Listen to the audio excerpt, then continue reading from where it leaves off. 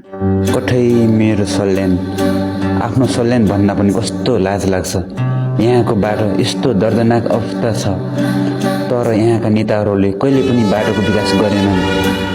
Vote माग्न आउँछन्, बाटोको विकास गर्छन् भन्छन्, तर विकास कहिले गरेनन्। सल्यानको बाटो यस्तो छ, सम्पूर्ण सल्यानीवासीलाई थाहा छ, तर यहाँका नेताहरूले बाटो कहिले पनि देख्दैनन्। उनीहरू आउँछन्, गाउँ गाउँमा भोट माग्छन्, तर बाटो भने कहिले विकास गर्दैनन्।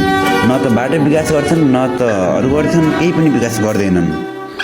यदि हामीले सबै कुरामा विकास चाहन्छौँ भने पुराना नेताहरूलाई भोट दिएर कामै छैन। सबैले अब एकपटक नयाँलाई मौका दिनुपर्छ, अनि मात्र हाम्रो सल्यानको बाटोले मुहार फेर्छ, अनि सम्पूर्ण सल्यानले मुहार फेर्नेछौँ।